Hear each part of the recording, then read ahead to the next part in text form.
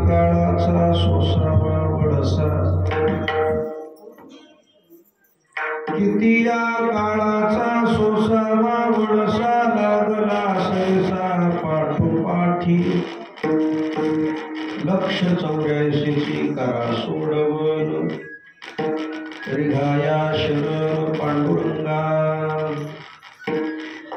उपजल्या पिंडा मरण सांगाते, मरते उपजते सवेचिते, लक्ष 84ची करा सोडवन, रिघाया शरण पांडुरंगा,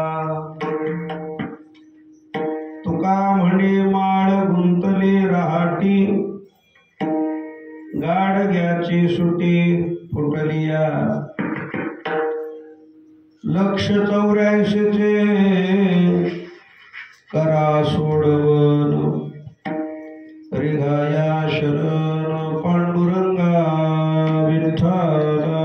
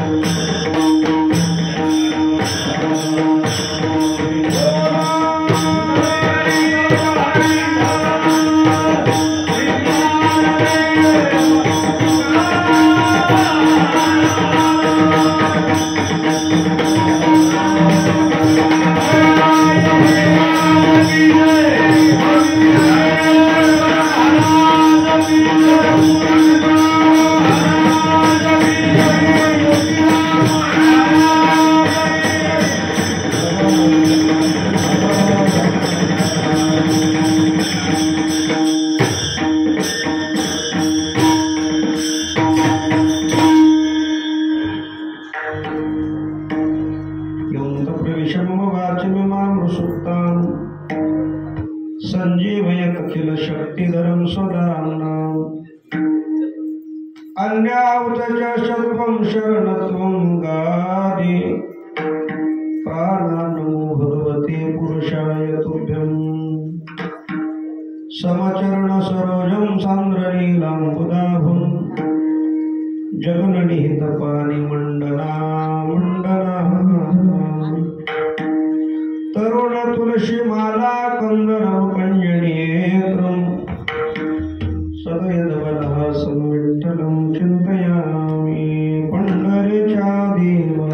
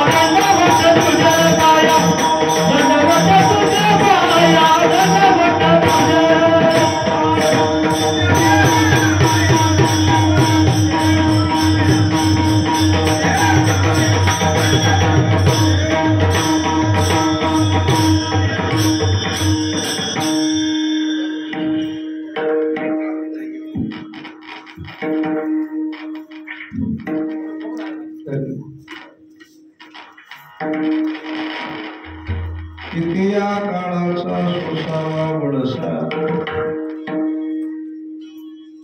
लागला सरिसा पाठोपाठी, लक्ष 84ची करा सोडवन, रिघाया शरण पांडुरंगा।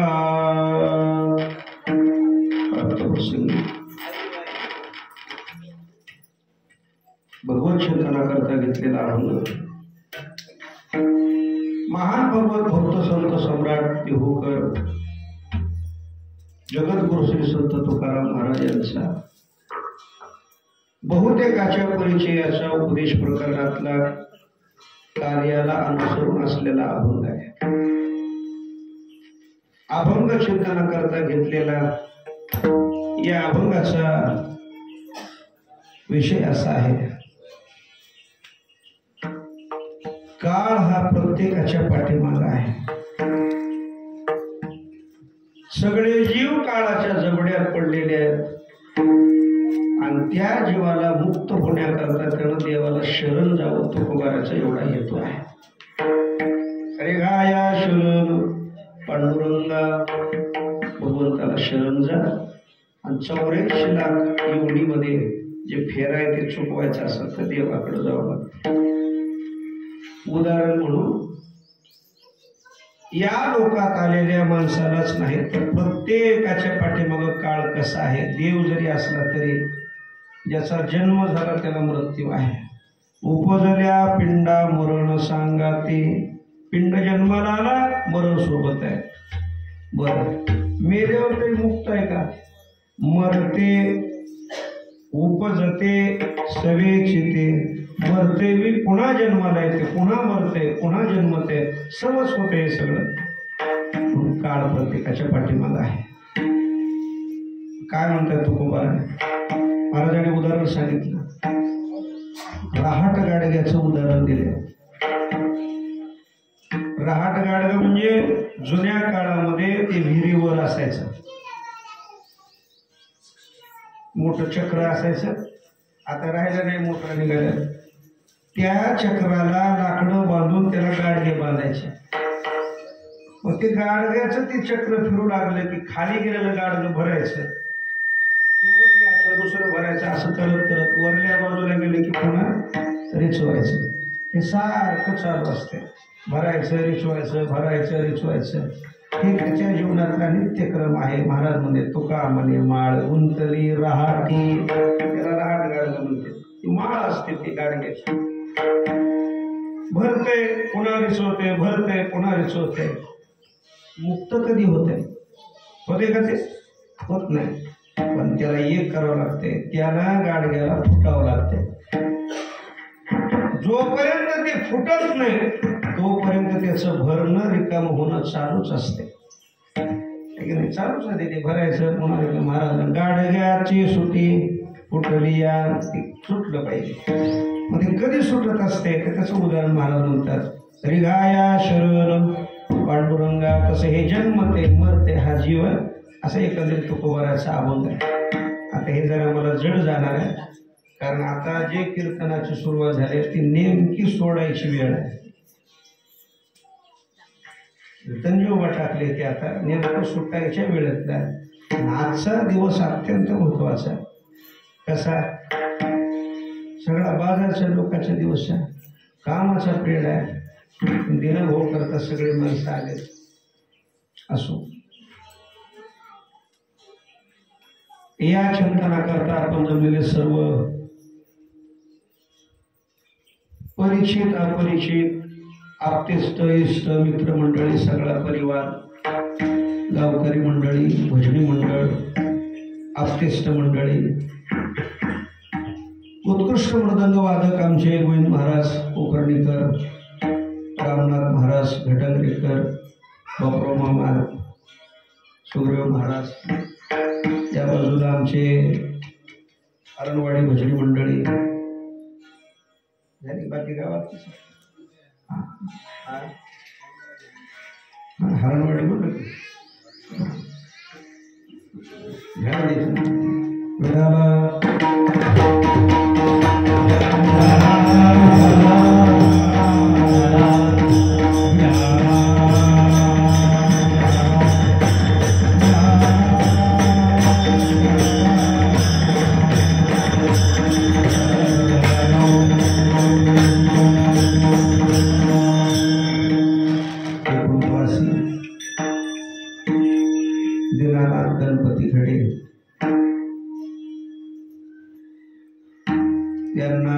या लोकांची यात्रा संपून परलोकाच्या यात्रेचं गमन करून आज 13 दिवस पूर्ण होते. त्या पश्चात ही सेवा आहे.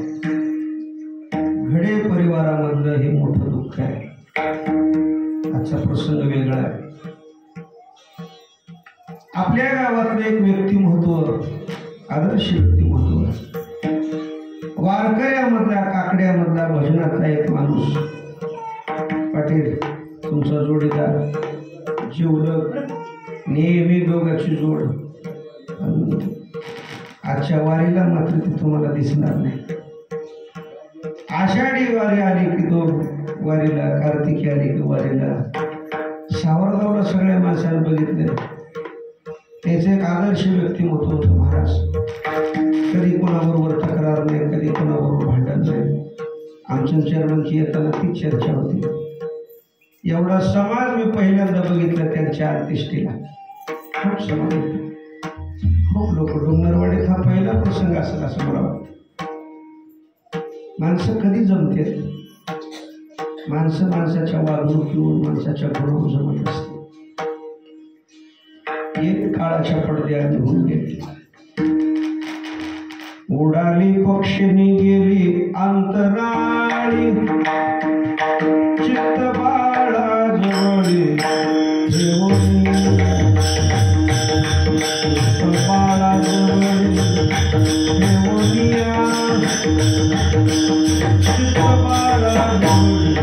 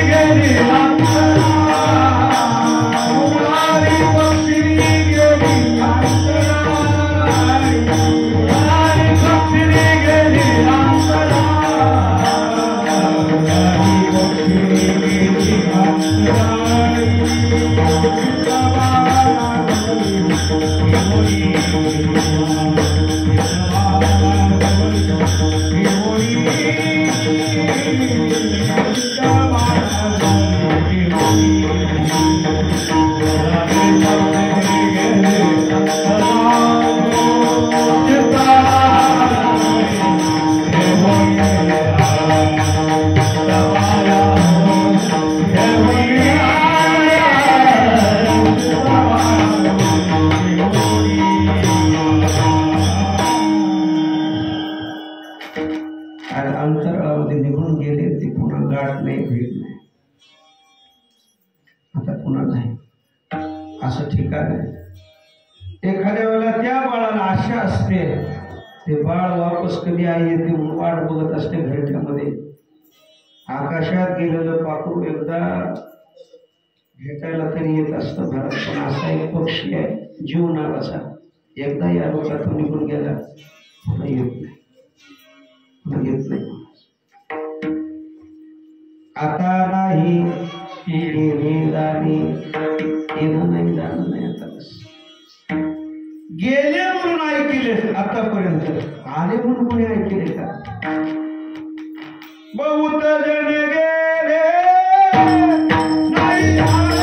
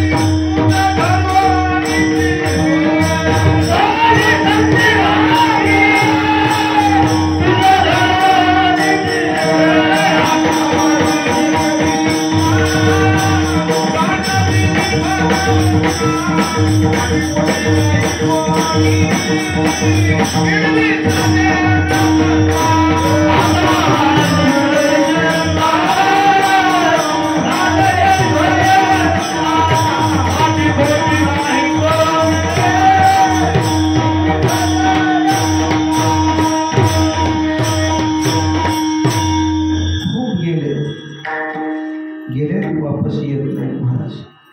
असं बाप नावाचं तत्व, बाप नावाचं आधार नावाचं पक्षी म्हणा, पंख म्हणा, आणि या 3 लेकराच्या 4 लेकराच्या जीवनातला हरवून गेले. आता ते कुठेही शोधलं तर सापडत प्रसन्न दुःख आहे. आधार नावाचं तत्व निघून गेलं, बाप नावाचा आधार निघून गेला. कसला बी असू द्या, बाप बापच असतो, बाप बापच असते. पडण्याला असू द्या, घरामध्ये खाटावर नाही, त्या घरातला बघण्याचा दृष्टिकोन वेगळा असते. कसं ते असतो, धाडसाला निर्णय करते म्हणून त्याच्याकडे बघून, त्याच्याकडे बघून. पण ते बाप, आणि सगळ्यात मोठं तत्व म्हणजे बापाचं असते. आणि प्रसंग मायबापाचाच प्रसंग असतो महाराज. एकदा हे जगातल्या सगळ्या गोष्टी महाराज म्हणजे भेटतात, पण हे 2 भेटत नाही. सगळं भेटते, कोणीही भेटत महाराज. पैसा भेटत, मित्र भेटतील, एक दुसरा मिळत. पैसे गेले असले, नुकसान झाले असेल, भेटते ना. पुनर्वित्तम पुनर्वित्रम पुनर्भार्या पुनः पुन्हा एक सर्व पुनर्लभ्यम. सगळं पुन्हा पुन्हा मिळतं. 3 गोष्टी भेटत नाही. आई भेटत नाही, वडील भेटत नाही, आणि शरीर भेटत नाही. नर शरीर पुन्हा पुन्हा. माणसाचं एकदा शरीर गेलं की ते पुन्हा भेटत नाही. महाराज फक्त ते आहे तोपर्यंत सांभाळलं पाहिजे. आजपर्यंत आम्हाला वाटलं नसेल, पण आता मात्र नक्की पावला पावलाला, क्षणाक्षणाला दिनमालकाची आठवण येत असेल. काही लोक त्यांना पुढारी म्हणत असतील, कोणी दिना भाऊ म्हणत असेल, कोणी दिना मालक म्हणत असेल. ते गावात होते तोपर्यंत कोणालाच कळत नसते महाराज. आणि आपल्या मातीतला एक गुण आहे, माणूस आहे तोपर्यंत कळत नाही, माणूस गेल्यावर त्याचं लक्षात येते. माणसं जवळ जिवंत आहे तोपर्यंत त्याची किंमत वाटत नाही. गेल्यानंतर मात्र पावला पावलाला त्याचं ध्यान येते, स्मरण होत असते. पाऊल टाकलं की जसा का पाटील म्हणजे मला आठवण यायला कशाबद्दल, माऊलीचा सोहळा आला ना, या सोहळ्याला गाडी बांधायची, गाडीत जायचं, बसलं आहे तोपर्यंत माणसाला लक्षात येत नाही. महाराज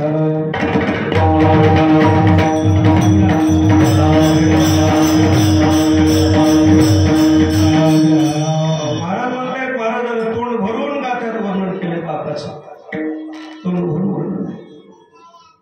असा बाप महाराज म्हणजे तो बाप असावा, कारण त्याचा वंश, आपल्या वंशाची वृद्धी कशी होईल, वंश सिद्धीला कसा जाईल, रात्र दिवस चिंता करतो तो बाप असतो. नेहमी चिंता असते. आपल्या वंशाला वंश वाढला पाहिजे, कशी वृद्धी झाली पाहिजे, विस्तार झाला पाहिजे, मोक्षाला गेला पाहिजे, चिंता करतो तो बापच असतो माणूस. जगी आईसा बाप व्हावा, त्याचा वंश मुक्ती सजावा, असा बाप असावा. रात्र दिवस काबाड कष्ट, दिवसाची रात्र करणारा बापच असतो. महाराज म्हणले ना, बाप करी जोडी, बाप करी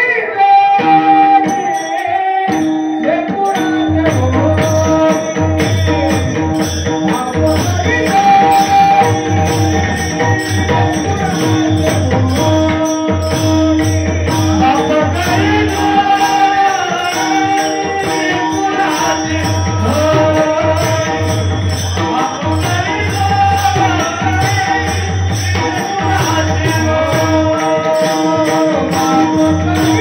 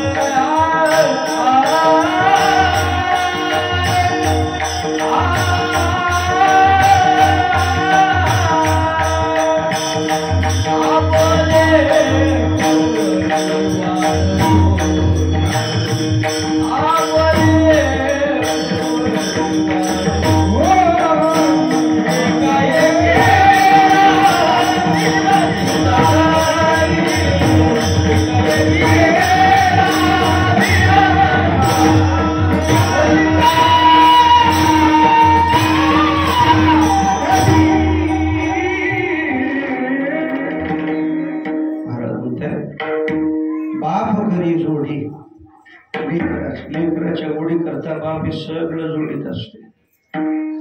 महाराज फार गोड बोलते. एकाएकी केला मिराशीचा देणे. मिराशी म्हणजे जायला सगळं त्याच्या हवाले करून एकाएकी बाप निघून जातो. महाराज सारे काम केलं, सगळं जमवलं. आज संतोष असेल, बालाजी असेल, रामचंद्र असेल, त्याचं संस्कृती बी त्याला सांभाळायला लावली बापानं आणि त्याच्या जीवनातलं संवर्धन बी केलं. चांगले लेकर जन्माला घातले, संस्कृती जपली. गळ्यात माळ असली पाहिजे, घन लावला पाहिजे, तुम्ही देवदेव बी केलं पाहिजे, आपला परमार्थ करता करता संसार केला पाहिजे.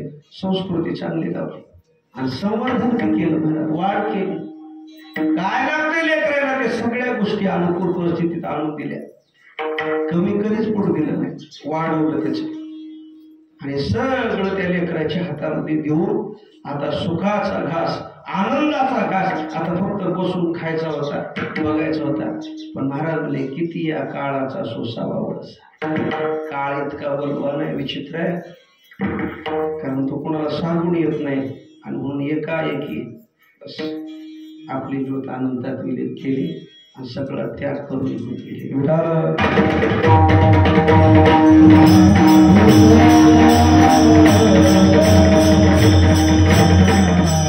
आज मात्र या तिघा भावाला, आमच्या त्या ताईला 3 मुलं आहेत, 1 मुलगी आहे. आज मात्र बापाची पावला आठवण होते. बाप आहे तोपर्यंत खरंच आहे, बाप कळत नाही. बरेच लोकांना आहे तोपर्यंत आई कळाली असेल, बापच कळाला नाही. लई लोकांना गुडवे गायले माईचे महाराज. बापाचं गुडवं गाणारे फक्त संतच होते, बाकी कोणच गायला नाही. पण तुम्ही कधी कधी उगाच जरा नजर टाकून बघा. हे प्रसंग बघितल्यावर थोडे ग्रंथ चाळून बघितले म्हणजे लक्षात येते. वाचले मीच सांगतोय, वाचतोय. आम्हाला माय जेवढी लक्षात राहते की नाही तेवढं बाप राहत नाही. नाथाच्या गवळणी बघा, ग्रंथ बघा काढून. यशोदा यशोदा यशोदा कितीक वेळेला ऐकायला असं. कुठं नंदराजा ऐकायला एखादी गवळण नाही नंदाची. कुठं कुठं सगळे शब्द कसे येते यशोदेचेच. महाराज माईचं गुणगान सुद्धा गायले जास्त.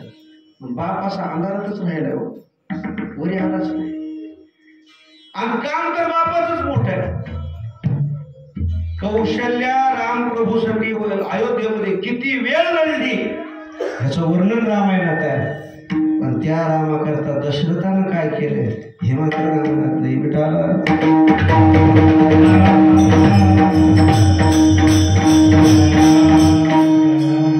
काही वेळामध्ये रामाला राज्याभिषेक व्हायचा होता.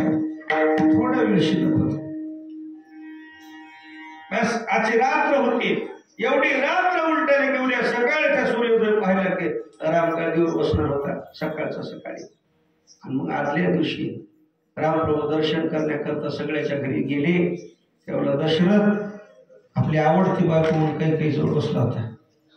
काही सांगितलं सांगितलं मला तुम्हाला काही मागायचं होतं. प्रसंग चांगला आहे म्हणून आता मागते. माग काय काही मी आज खुश आहे. आज मध्ये रामाचा अभिषेक होणार आहे. उद्या आज राम राजा होणार आहे. काही काय मागायचं माग देतो. आणि त्यावेळेला काही सांगितलं की मला तुम्ही मागचे जे 2 वर दिले ते आता द्या. बाप मला देतो. दशरथ मुलाला देतो. काय मागायचं बाप. त्या बाईनं सांगितलं मला असं एक वचन तुम्ही दिलेले 2 वचन आहेत ना. त्या वचनात रामाचा राज्याभिषेकाच्या जागेवर भारताचा राज्याभिषेक करा. लई मोठ्या अंतकरणात दशरथानं सांगितलं म्हणजे हरकत नाही. राम झाला काय भरत झाला काय. भरत तरी माझाच राम तरी माझाच आहे. हरकत नाही. दुसरं म्हणले त्याच रामाला 14 वर्षाचा वनाचं राज्य देऊन टाका. काळ झालं गोष्टीला. काही काय मागायचं माग हे मागू. नवरा कधी बाईच्या पायाला स्पर्श करत नाही. बायकोच्या कधी बायकोच्या पाया पडू नये. मालकानं नरकात पडावं लागते. पण एवढा रामाचा बाप असताना सुद्धा म्हणू लागला काही मी तुझ्या पाया पडतो. ही गोष्ट मागू नको. प्रसंग असा निर्माण होते महाराज. कधी कधी नवऱ्याला बऱ्याच वेळेला बायकोच्या पुढं म्हणावं लागते बाबा मी तुझ्या पाया पडतो. प्रसंगच तसा असते. त्या न पडणारा माणूस पाया पडतो. दशरथ पाया पडायला गेला. काही ढकलून दिलं. माहिती आहे सगळ्या रामायण तुम्ही ऐकले. मला पुढं सांगायचे ही गोष्ट ज्या वेळेला सगळ्या गावात पसरली तेव्हा दशरथाचं दर्शन करण्याकरता राम आले. आणि रामानं कैकेयीला दर्शन करून पाहिलं. विचारलं म्हणजे दादा आई तात पिताश्री वडील का पडले. राजाला बोलायला कसं सांगावं. कोण्या तोंडाला सांगावं रामाला तुला वनवास आहे. तुला राज्य दिलं नाही. बापाचा अधिकार आहे. मी तुला नाही ह्याला देऊ शकतो म्हणतो शकतो बा. तुला वनाचं राज्य दिले बापाला म्हणता येत नाही. कंठी प्रेमदाटे नैडी निरलोटे हृदयी प्रगटे रामरूप अंतकरणात. तसं सांग काही म्हणजे मी सांगते असं सांगितले म्हणजे वरदान 2 दिले तर तुला वनवास भरताला गादी. भगवान म्हणजे काही हरकत नाही. देव निघाले. कौशल्या मात्र उरबडू लागली. रामा जाऊ नको. तू जरी अयोध्येतून बाहेर पाय टाकलास रामा मी तू गेला म्हणून बातमी ऐकल्याबरोबर हे देह ठेवणार नाही. बरं मी मरणार. उद्याचा सूर्य बघणार नाही. मी मरणार. तू गेलास म्हणून कळणार नाही. मी मरणार. कौशल्या आरडाओरडा करू लागली ह्या गोष्टीसाठी. मी मरते मी वाचत नाही. मी मरते मी वाचत नाही. रामानं कोणाचं ऐकलं नाही. बापाचं वचन मोडी भगवान वनात निघून गेले. मला असा मुद्दा सांगायचा आहे. ते राम ज्या वेळेला घराच्या बाहेर पडले अयोध्येच्या बाहेर पडले शरयू नदी ओलांडली आणि सुमंत नावाचा प्रधान वापस आला.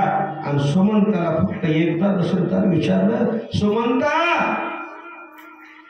रथ घेऊन रामाला घेऊन आलास की का मारास. सुमंतानं सांगितलं शरयूला त्याला सोडून आलो रिकामाच आलो. एवढा शब्द दशरथानं ऐकला. राम आला नाही म्हणला आणि दुसरा श्वास सोडून दिला.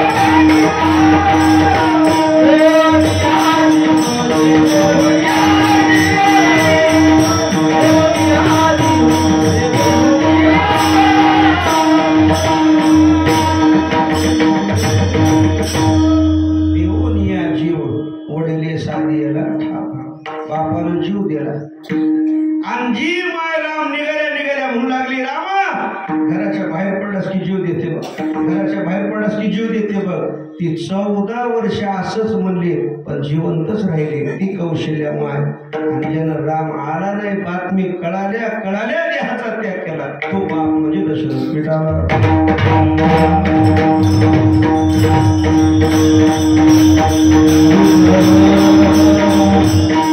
प्रसंगाला बाप जीव बी देते, जीव दावणीला लावते.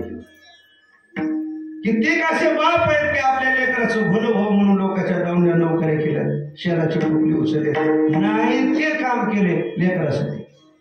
जीव गेलाच जीव लोकांच्या दावण्या टाकला फक्त म्हणजे लेकराचं काय अपेक्षा त्याच्या पोटामध्ये दुसरी काही नाही, लेकराचं भलं. खंबीर नेतृत्व घरातलं कोणाचं असेल, आधार कोणाचा असेल त्या घराला फक्त बाप.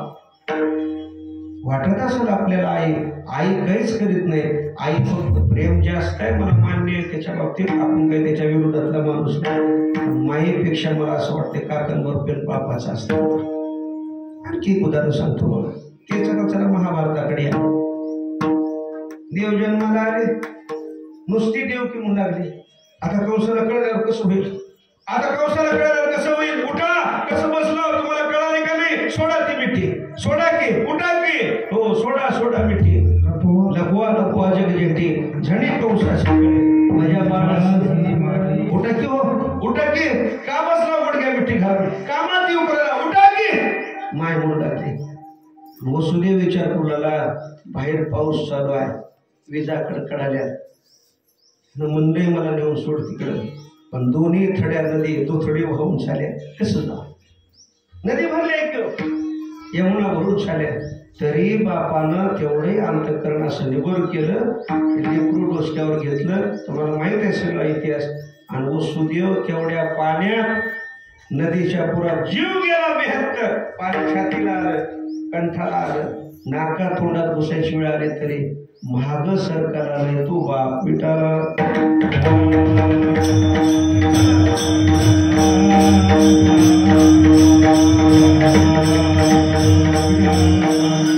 बाप किती आपल्या घरात किंवा आपल्या जीवनात महत्वाचं असते.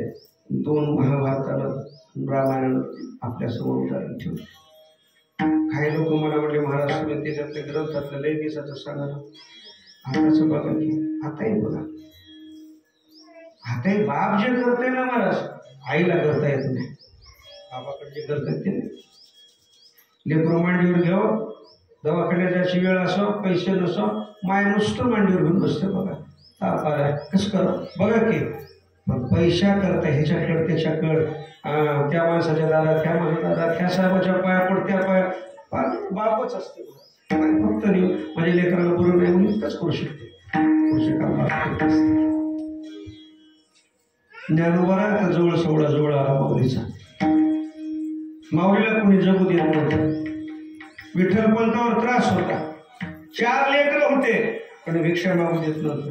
बापाला वाटलं का होत असं म्हणजे लेकराचा छळ, कोणी चिखलं माराले, कोणी दगड माराले, कोणी धोंडी माराले, कोणी झोडीमध्ये शेण आणून टाकाले, म्हणजे लेकराला चांगलं जगता यावं. काय करू म्हणजे पैठणला जा.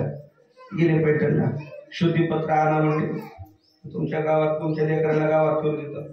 गेले, बाप पैठणला गेला, सगळे ते सभा बसले आणि तिथे जाऊन त्याला सांगितलं, म्हणले असं मी केलंय पण मला ह्याच्यातून काही मोकळं होण्यासाठी काही आहे का मार्ग. त्याने आपले ग्रंथ काढले,